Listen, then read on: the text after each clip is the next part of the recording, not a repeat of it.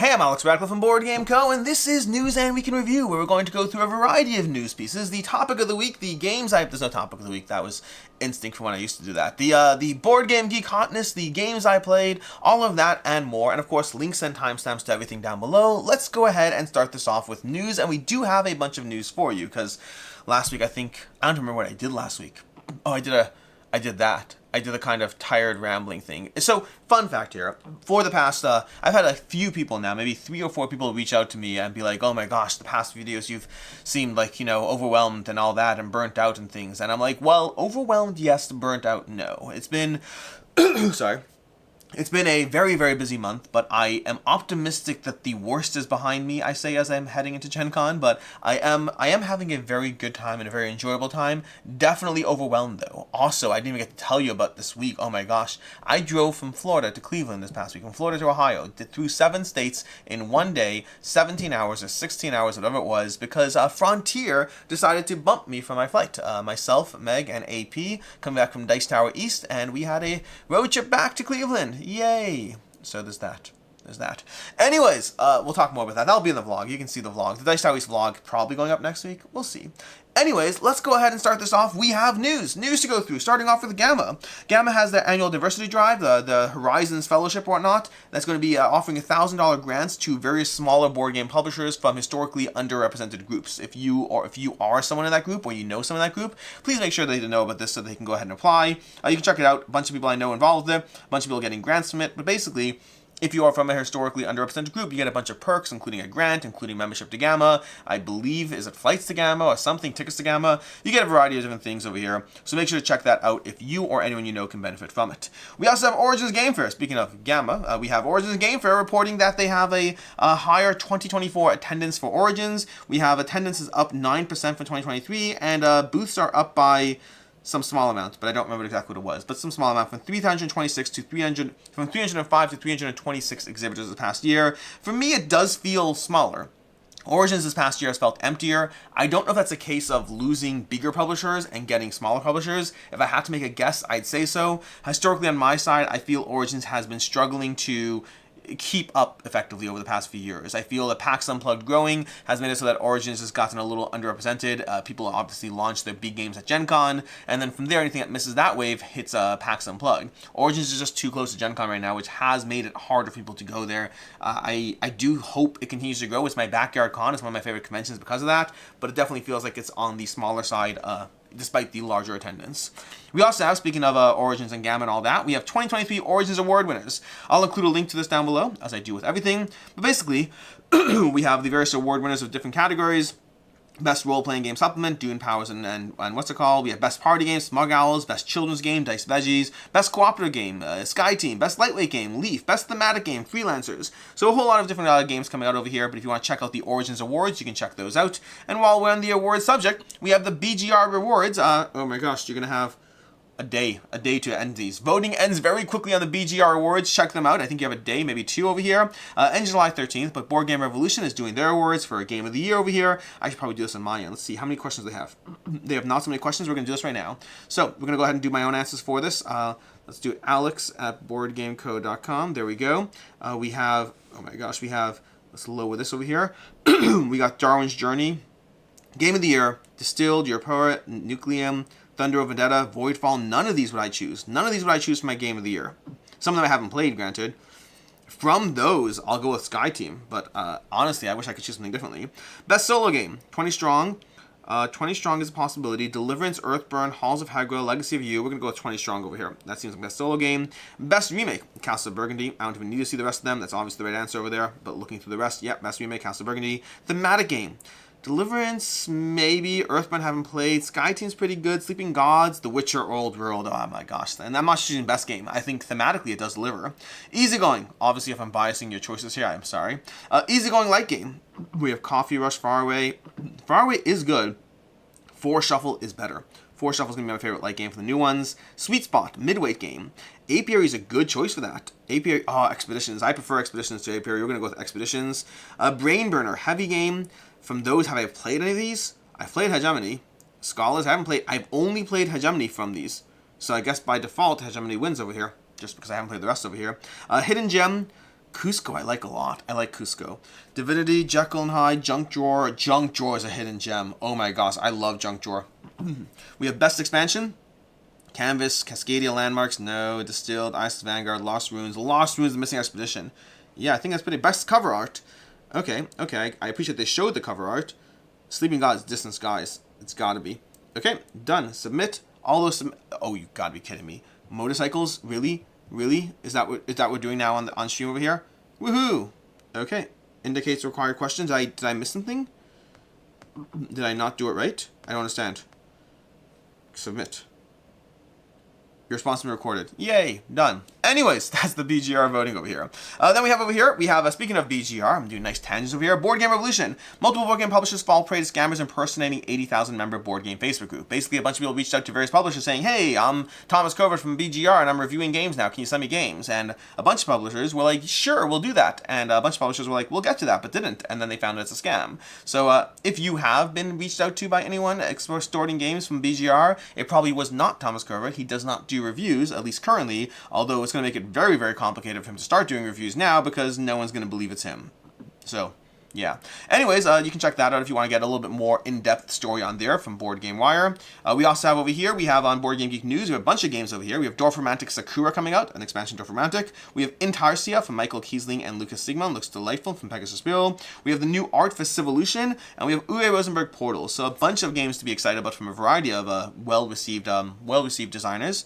We have Bamboozled by Board Game Twitch, professional streamer Banzinator's top tips for working with influencers to make your campaign shine. I thought this was a great read. Again, over on Board Game Wire. I thought it was a great read. Highly recommend you check it out. I just thought it was educational. Whether you are a content creator, whether you're a publisher, or whether you just want to know more about the behind the scenes of things, I thought this was a very good read overall from anything from way you work together, from rates, from different types of content. I thought Banz did an excellent job on this interview.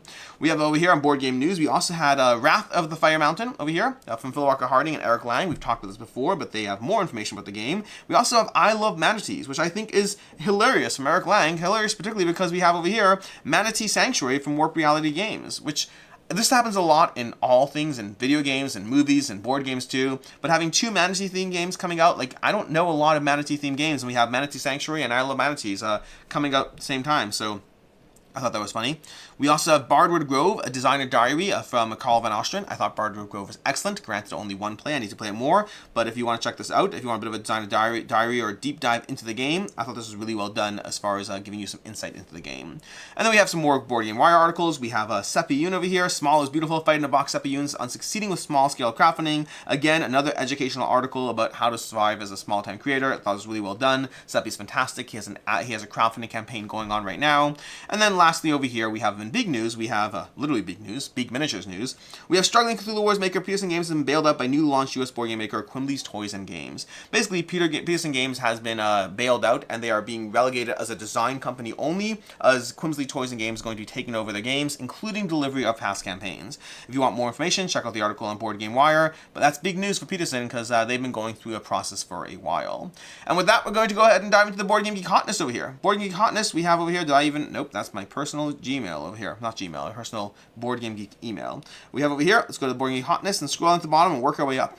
We have a few things over here. We have Oath, which is likely being propped up just by the very nature of the fact that ARCS is getting a ton of coverage right now. We also had, we have DC Superheroes United, obviously that launched over on GameFound, doing fairly well. Not as well as the previous United systems, but honestly, considering Deceased versus Marvel United, I think it's doing okay-ish, but a little more than I expected. We have Terrascape, Lost in Arnak. Lost in Arnak, I don't actually know why that's higher. We have, where do we have? We had a few over here. Captain Flip, winning all kinds of awards. I believe Dice Tower just reviewed it. I haven't had a chance to check it out. We have Cities from DeVere Games. I had a chance to play that one at Dice Tower East, actually. It's a nice little point variety scoring game. DeVere in general, they put out a lot of solid games, so this one's been their newest one currently on the market. We also have over here, we have Civolution, which we just saw, got the new art, and therefore is getting some more attention there. Harmonies is great, by the way. Had a chance to play at Dice Tower East. Looking forward to covering that one at some point, but really enjoyed that one. 20 Strong is being boosted just by the fact that I don't even know if 20 Strong Tanglewoods is available on BGG. I think there's a 20 Strong Tanglewoods promo. They don't have Tanglewoods as its own entity, so 20 Strong is being boosted peripherally by the ongoing campaign. We also have Defenders of the Wild. They just ran a giveaway, so I think that's what's prompting that up, and in general, delivery is happening soon. And then we have ARCS as well. ARCS in general general. Oh, we also have Weirdwood Manor. That one is, I think that just delivered. Weirdwood Manor. It's a small little cooperative game of trying to survive all the various scarabs that are, trying to attack. Well, that's a little more complicated than that. Enemies you fight against, as bosses, the scarabs, all that. And then we have Arcs, which is getting a lot of buzz from, Shut Up and Sit Down in general, put out a review calling Game of the Year, and there's been a lot of coverage around it in general for and against it. That is going to be all the things we have going on as far as the Board Game Geek hotness, which brings us to the games I played. The weekend review, starting off with the games I played. And I didn't actually take notes on this one because I figured I played like 28 new, not necessarily new. I played 28 different games at Dice Tower East. I don't even know how many games I actually logged. I have to go check that out. But 28 different games. And to that end, I'm just going to pick a bunch of them that may or may not have coverage coming your way right away, so I want to talk with them. So first of all, this is going to be Comic Hunters. I enjoyed Comic Hunters. My first game, I was like, wow, this is really good. My second game, I was like, it's good. I cooled on it a little bit, which does happen. It's the reason you play games multiple times before reviewing them. Opinions can go up, opinions can go down. Comic Hunters definitely was amazing after the first play, very good after the second play. I am curious to see how more plays stabilize it for me one way or the other. But in general, there's been a lot of buzz about it. You're collecting comics. You go through multiple rounds of drafting comics. Overall, it manages to maintain its charm because of the variety of drafting you have going on, while you ultimately engage in just a degree of set collection. It is a very good game. It's a kind of a Splendor Plus type situation, or not. Actually, it's not a great comparison, but it's a set collection game that I think is overall fairly enjoyable. Great theme, great implementation. Overall, a very good game. I also had Harmonies. I loved Harmonies. That was great. I thought Harmonies was really, really solid. I don't know when I'm getting a copy of that one yet, but I will be getting a copy at some point, and I'll be covering it at some point. But I thought Harmonies really did a good job of taking the gameplay style of games like Cascadia and Reef and really making a very unique but very relatable, playable, and accessible and beautiful game that ultimately has you trying to gather various tokens, putting it onto your own board to create certain scoring patterns. It's a system that's been done before. The game that most comes to mind is Reef, but I thought Harmonies did an excellent job with it. There's also Umbrella. Umbrella was probably my highlight of the con, probably only in the sense that not necessarily my favorite game played, but it was definitely my biggest surprise in terms of favorite game played. So I thought Harmonies, I thought Umbrella it took me 6 minutes to learn the game while at a table with multiple people. It took me 3 minutes to teach the game, and then it took us, how long to play it. But it gave you a lot of strategic decision making within that time. And so I thought it was great. I compared it to Canvas in terms of how you can play it on a lighter level, but you can also play it with a lot of thinkiness to it.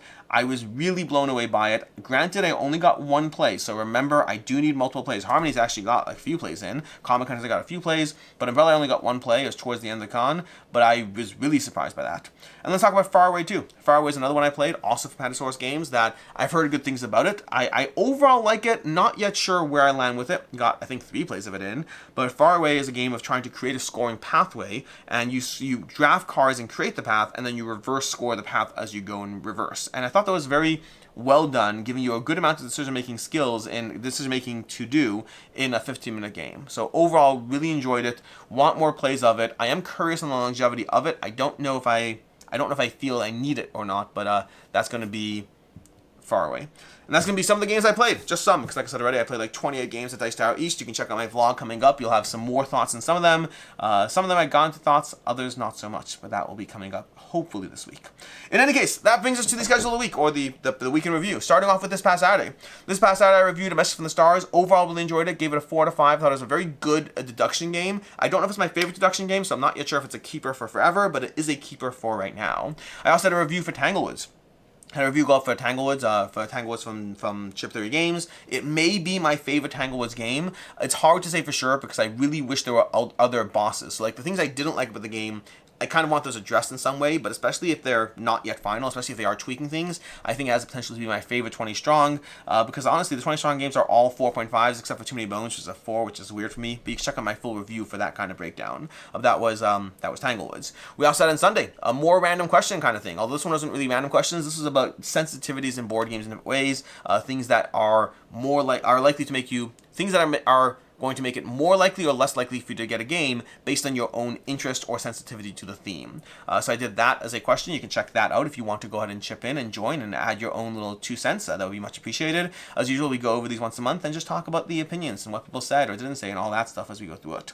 Later on Sunday, we had a month in review. Typical little month in review, just going over the videos, games, highlights, disappointments, all of that and more. On Monday, we did a late pledges video instead of a 2 back-to-back, going through a bunch of late pledges you can check out from well, the past, who knows how long. I do these infrequently, usually when I'm at a convention or something like that, and I think it's a good idea to get caught up in some late pledges while also having videos prepped for when I'm otherwise gone. So that was Monday's video.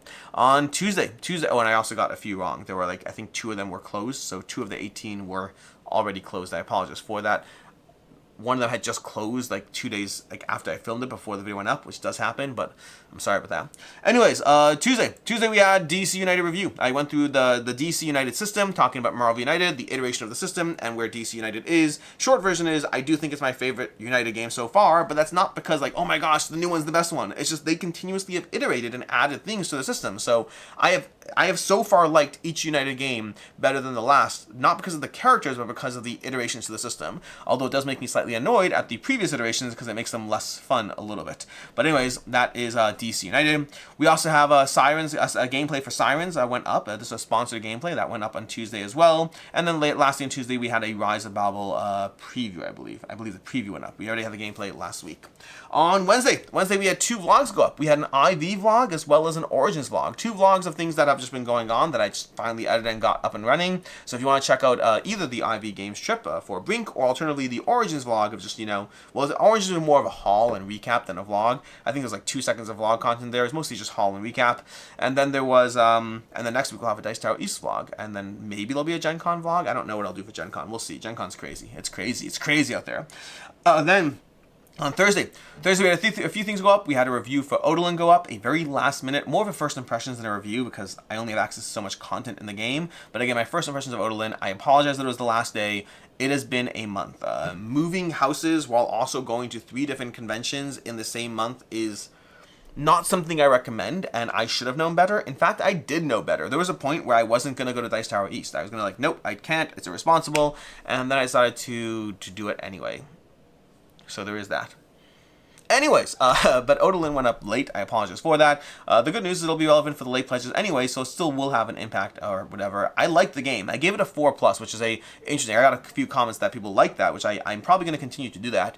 Meaning, if I love a game, if I think a game is a 5 out of 5, I don't care if it's a preview or I don't care if it's a prototype or not. I'll still say so. But sometimes I just really don't see enough of a game. In the case of Odalin, in the case of Dark Blood, no, just Blood. I didn't play Dark Blood. In the case of Odalin, in the case of Blood, and in the case of Grim Coven, they're all games that I really don't feel like I was able to see the full scope of the system.